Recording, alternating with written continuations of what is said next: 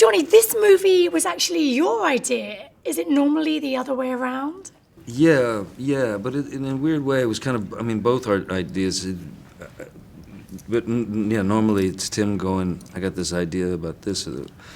What happened with Dark Shadows, a few years back when we were doing Sweeney Todd, I think I just casually, during conversation, said something like, we should do a vampire film together, and then we both got on the subject of Dark Shadows, and then,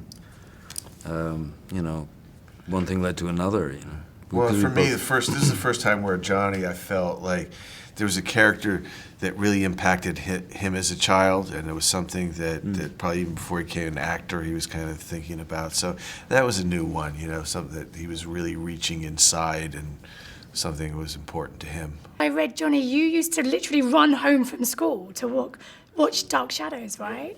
Absolutely, yeah. What was it that you connected with so much and loved about the show?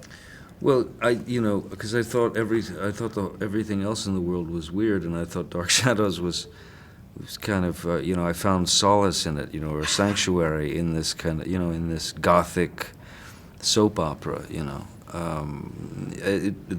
to me, it was not just, I don't know, it represented something that, that made it okay to not really connect with, the normal sort of, go to school and do this and do that, it was like, it was freedom, Talk about that wild, crazy love scene, which I thought was just brilliant.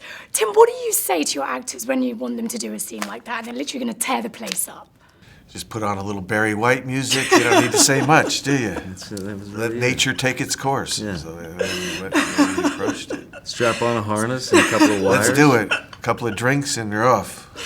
Did Barry White do it for you, Johnny? Did that help get in the mood? Barry White always does it for me. Always gets everyone. Is it fun when you're filming a scene like that? Because I spoke to Eva and she said it was hysterical. She said it was so much fun. I mean, it was so surreal. First of all, any sort of, any time, like you've got those sort of love scenes, they're always weird.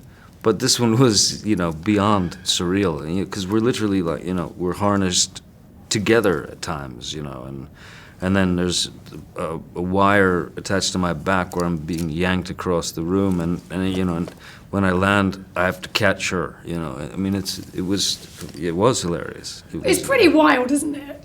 It was pretty savage, yeah. It's going to start rumors, something that hot and sexy. Good, that's good. Yeah. We like starting rumors. Would you say a lot of trashed hotel rooms all over the place. Yeah. I'm an expert at that. Yeah, I know you are. That's something that's already out there. Yeah, that's not news. Can I just ask you about Lone Ranger? Sure. The headdress, the makeup, we've seen the picture. You're going in disguise again.